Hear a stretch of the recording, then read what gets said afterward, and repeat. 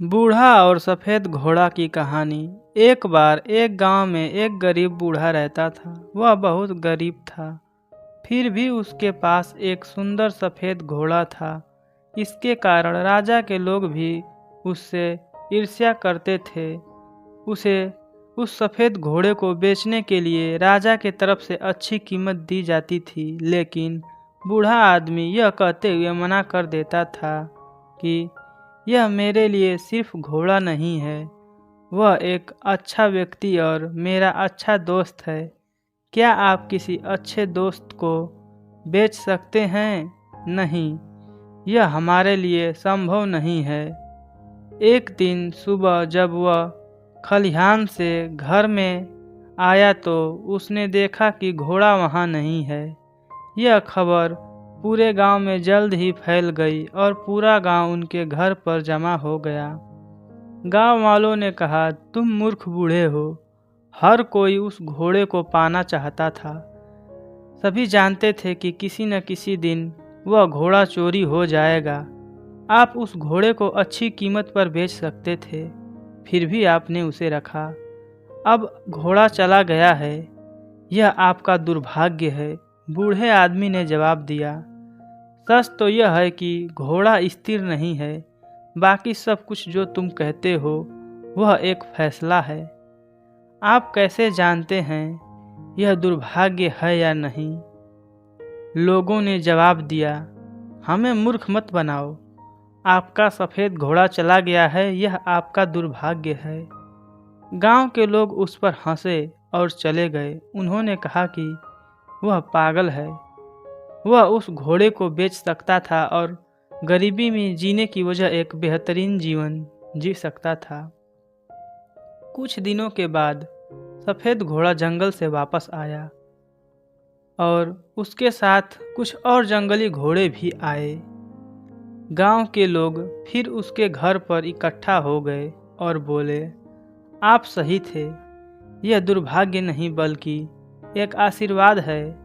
अब आपके पास और भी सुंदर घोड़े हैं, अब आप उन्हें प्रशिक्षित कर सकते हैं और बेच सकते हैं।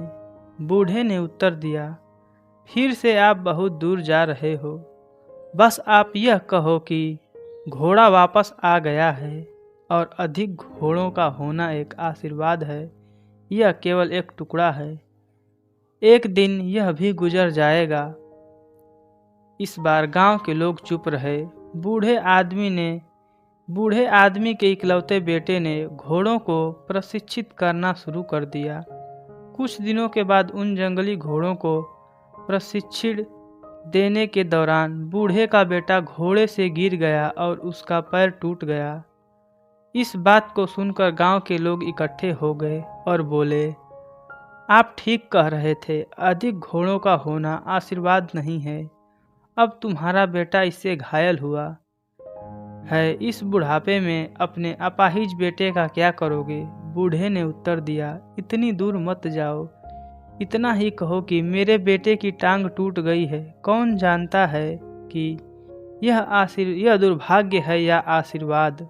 किसी को नहीं मालूम। एक महीने बाद युद्ध के कारण गांव के सभी युवाओं को सेना में भर्ती होने के लिए मजबूर होना पड़ा। इसलिए युवाओं के माता पिता और गांव के सभी लोग रो रहे थे। गांव के लोग बूढ़े आदमी के पास आए और कहा, हमारे बेटे हमेशा के लिए चले गए। आपके बेटे को चोट लगना वरदान साबित हुई। कम से कम वह जिंदा है और आपके साथ रह रहा है।